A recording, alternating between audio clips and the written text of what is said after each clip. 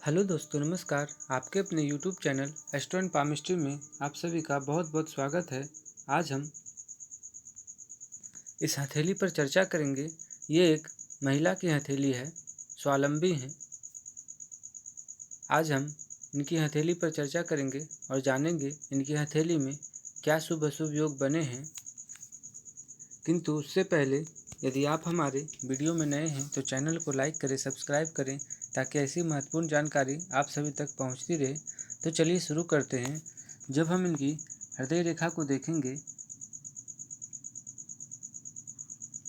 काफ़ी सुंदर, लगभग गुरु पर्वत की ओर जाती हुई दिखाई पड़ेगी। पूर्ण रूपेण नहीं, किंतु ये गुरु क्षेत्र तक चली गई है।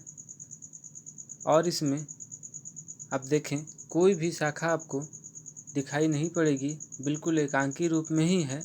हालांकि इस प्रकार से हृदय रेखा से स्पर्श कर एक मत्स्य जैसी आकृति बनती हुई आपको दिखाई पड़ेगी, किंतु ये वर्तमान में ये मत्स्य की आकृति भी स्पष्ट नहीं है, चूँकि यहाँ से आपको खंडित होती हुई इस स्थान पर दिखाई पड़ेगी। तो वर्तमान में इसका फल तो इन्हें नहीं मिलेगा, किंतु आने वाले समय में यह अवश्य ही एक शुभ संकेत है। ये अच्छा है। हृदय रेखा पर और शनि क्षेत्र में इस प्रकार का मत्स्य की आकृति का बनना बेहद ही शुभ होता है। तो जब हृदय रेखा से कोई भी शाखा ना हो, बिल्कुल एकांकी हो, तो व्यक्ति के मित्र भी कम होते हैं। ऐसे लोग अपने परिवार रिश्तेदारों से भी कम मिलाप रखते हैं। ऐसे लोग केवल अपने कामों में ही ध्यान देते हैं और इन्हें अपने काम के आगे कुछ भी दिखाई नहीं पड़ता है। ये धीरे धीरे अपने सभी परिवार मित्रों से दूर होते चले जाते हैं। वहीं जब हम इनकी मस्तिष्क रेखा को देखेंगे, तो ये भी जीवन रेखा से भिन्न आपको दिखाई पड़ेगी। तो बिल्कुल ये अपने स्वतंत्र विचार के, अपने मन के करने वाले मनमौजी हैं। ये किसी भी दबाव में कोई कार्य नहीं कर सकते हैं। इन्हें जो अच्छा लगेगा वही यह करना पसंद करते हैं। जब मस्तिष्क रेखा जीवन रेखा से भिन्न हो तो निश्चित जान लीजिए कि व्यक्ति स्वतंत्र विचार का होता है। जब हम इनकी आयु रेखा को देखेंगे, इनकी हथेली में आयु रेखा काफ़ी सुंदर आपको दिखाई पड़ेगी। बिना दोषपूर्ण पूरे जीवन के अंत तक आती हुई आपको दिखाई पड़ेगी। बिल्कुल गहरी होती हुई, बिल्कुल शुक्र क्षेत्र को गोलाई से लिए हुए आपको दिखाई पड़ेगी। हालांकि ये लगभग 62वें वर्ष में द्विशाखी होते हुए अवश्य दिखाई पड़ेगी, किंतु जीवन रेखा इतनी गहरी है, जीवन ऊर्जा इनके अंदर इतनी अधिक समाहित है कि ये द्विशाखी होने पर भी इन्हें कोई विशेष परेशानी नहीं होगी।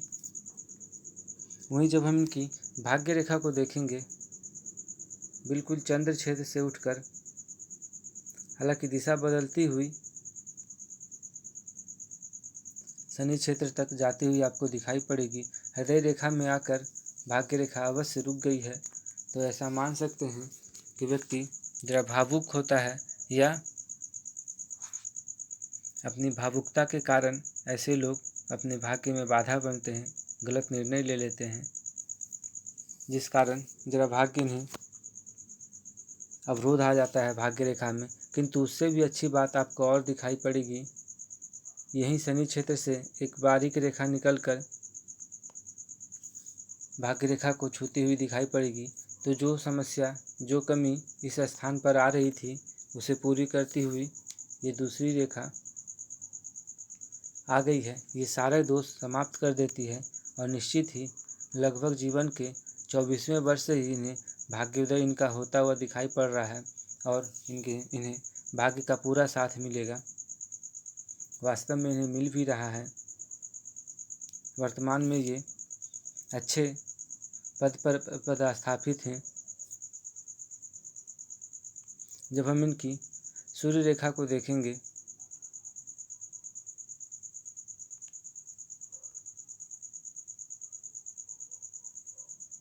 हृदय रेखा पर आकर रुकती हुई दिखाई पड़ेगी।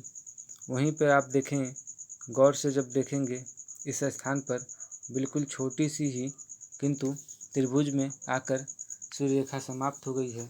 तो कोई भी भाग्य रेखा या सूर्य रेखा पर अंत में या शुरुआत में त्रिभुज हो बेहद ही शुभ कहलाता है। बिल्कुल शुभता उसकी दोगुनी तिगुनी या ऐसा कहें कि हम 4 गुनी बढ़ा देता है।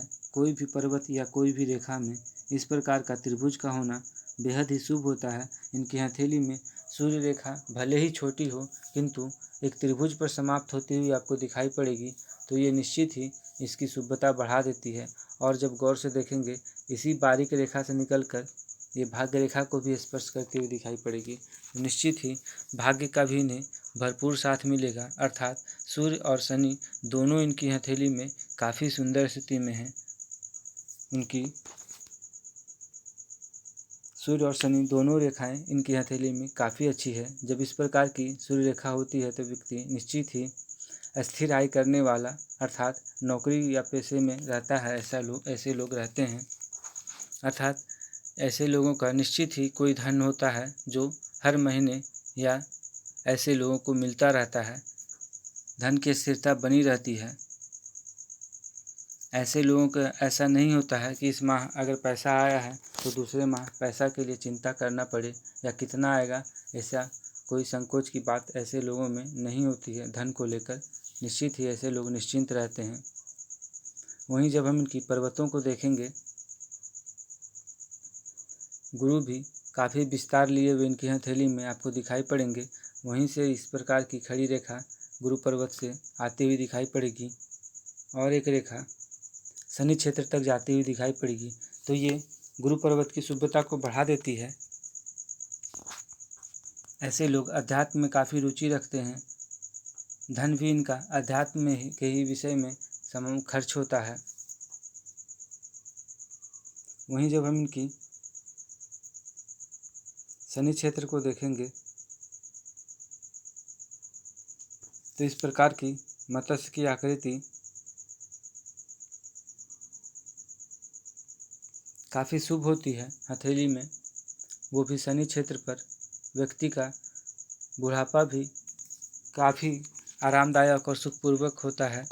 ऐसे लोगों के संतान काफ़ी अच्छे होते हैं। संतान सुख ऐसे लोगों को पूरा मिलता है। संतान के प्रति कोई चिंता की विषय नहीं होती है। संतान आज्ञाकारी होते हैं और ऐसे लोगों को पैतृक संपत्ति भी मिल जाती है। वहीं जब हम इनकी सूर्य पर्वत को देखेंगे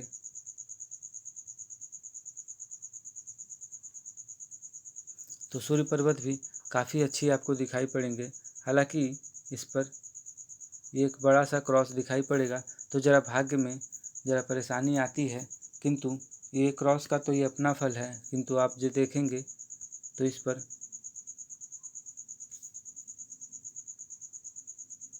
इस क्रॉस से ही यहाँ पर भी आपको इस प्रकार से छोटी से ही किंतु त्रिभुज का निर्माण होता हुआ भी और वहीं मत्स्य की आकृति का भी निर्माण होता हुआ दिखाई पड़ेगा। इस प्रकार से आप देखें इस स्थान पर आपको मत्स्य की आकृति का भी निर्माण होता हुआ दिखाई पड़ेगा।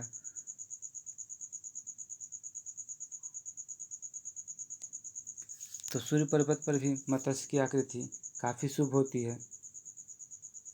ऐसे लोगों को निश्चित ही सरकार से सहयोग मिलता है, धन मिलता है, सम्मान मिलता है, समाज से सम्मान मिलता है। ऐसे लोग समाज में प्रतिष्ठित होते हैं, सम्मानित होते हैं।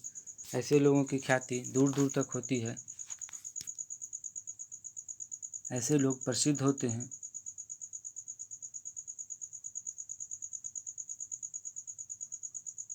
वहीं जब बुध की स्थिति को हम देखेंगे, काफ़ी सुंदर इनकी हथेली में बुध क्षेत्र आपको दिखाई पड़ेगी। इनकी हथेली में अगर सबसे मजबूत ग्रह अगर देखा जाए तो बुध को ही हम कहेंगे। बुध रेखा भी इनकी हथेली में आपको इस प्रकार से एक से अधिक आपको दिखाई पड़ेगी। इस प्रकार से स्वास्थ्य रेखा भी आपको इनकी हथेली में दिखाई पड़ेगी, बिल्कुल हृदय रेखा को छूती हुई। तो इनकी हथेली में बुध की स्थिति भी काफ़ी सुंदर है। वहीं जब हम इनकी मंगल क्षेत्र को देखेंगे तो मंगल क्षेत्र जरा दूषित हैं। इस प्रकार से मंगल 2 भागों में विभाजित होती हुई आपको दिखाई पड़ेगी। वहीं पर गौर से देखेंगे तो एक बारीक रेखा आपको जीवन रेखा को काटती हुई आपको दिखाई पड़ेगी और ये सीधे शनि क्षेत्र तक जाती हुई दिखाई पड़ेगी। तो इस प्रकार की मंगल से क्षेत्र से कोई रेखा शनि की ओर जाती हुई मस्तिष्क रेखा को काटती हुई आगे जाए तो मंगल शनि का संयोग वैसे तो धन को लेकर काफ़ी अच्छा होता है, किंतु स्वास्थ्य को लेकर जरा ये कष्टकारी होता है।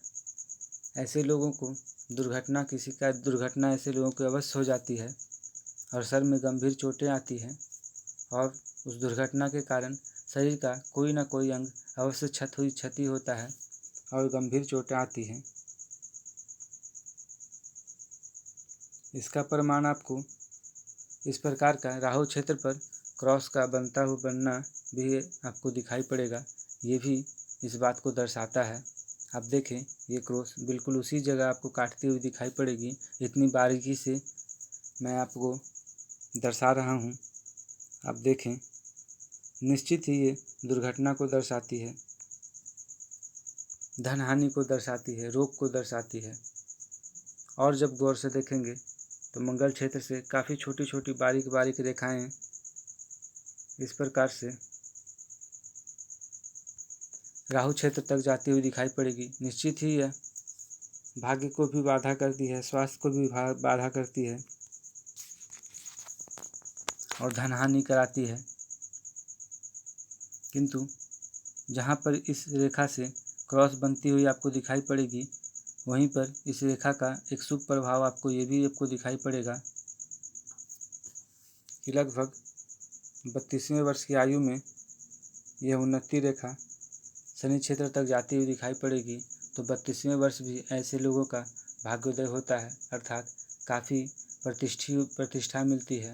हो सकता है कि व्यापार में हो तो वहाँ पर भी लाभ हो, नौकरी में हो तो वहाँ से उन्हें पदोन्नति हो जाए। वैसे तो ये नौकरी में हैं तो निश्चित ही इस अवस्था में आने पर इन्हें पदोन्नति मिलेगी ही। सामाजिक लाभ होगा, आर्थिक लाभ होगा, समाज में सम्मान मिलेगा। वहीं जब हम शुक्र क्षेत्र की देखें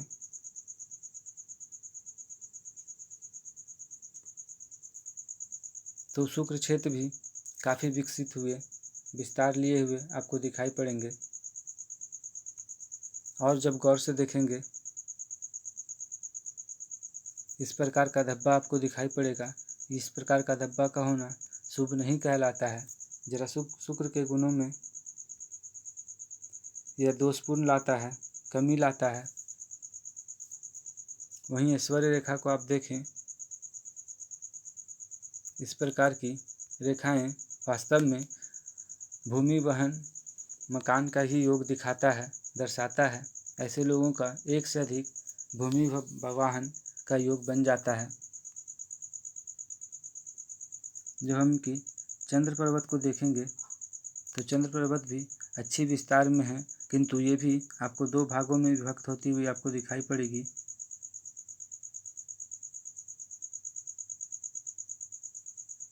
हालांकि चंद्र की स्थिति इनकी हथेली में काफ़ी सुंदर है। इस प्रकार से देखें, यात्रा रेखा भी हथेली में बनती हुई दिखाई पड़ेगी।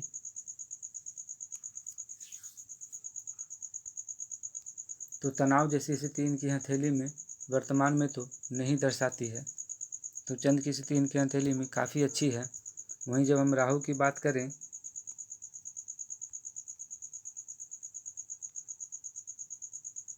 तो पूर्व में भी इस क्रॉस का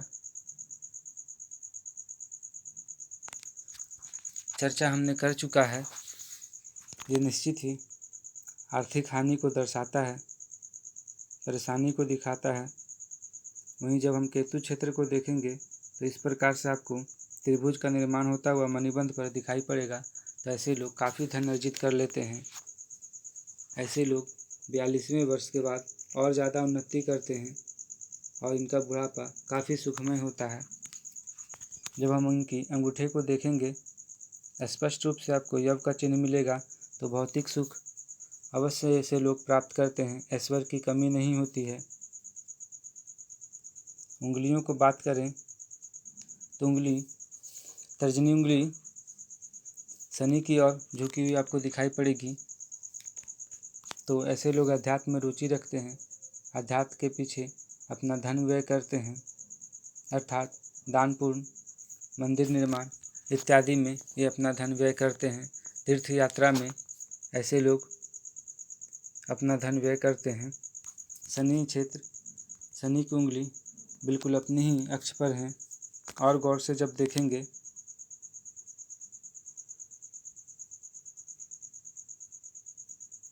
तो आपको ये एक अत्यधिक रेखा आपको दिखाई पड़ेगी, अर्थात 4 भागों में इनकी शनि क्षेत्र, शनि की उंगली बटी हुई दिखाई पड़ेगी। चौथा पर्व आपको नज़र आएगा इनकी हथेली में। हालांकि ये शुभ होता है, ये बेहद ही कम हाथों में इस प्रकार की रेखा दिखाई पड़ती है। गुरु पर्वत पे भी, माफ़ कीजिए, गुरु की उंगली पे भी ये बारीक रेखा आपको दिखाई पड़ेगी। सूर्य की उंगली शनि के क्षेत्र की ओर आपको दिखाई पड़ेगी। तो न्याय व्यवस्था में ऐसे लोग विश्वास रखते हैं, कभी गलत कार्य नहीं करते हैं। बुध की उंगली अपने ही अक्ष पर आपको दिखाई पड़ेगी और ज़रा भिन्न आपको दिखाई पड़ेगी इन तीनों उंगलियों से। इसमें आपको ये गैप दिखाई पड़ेगा। तो ये अपने ही मन के करने वाले ऐसे लोग होते हैं, स्वतंत्र विचार के। हालांकि यह आपको मस्तिष्क रेखा से भी दिखाई पड़ेगी। तो कुल मिलाकर आज यही था इनका हाथों का विश्लेषण। हम फिर मिलेंगे किसी अन्य वीडियो में। तब तक के लिए नमस्कार। वीडियो अगर पसंद आया हो तो चैनल को लाइक करें, सब्सक्राइब करें। धन्यवाद।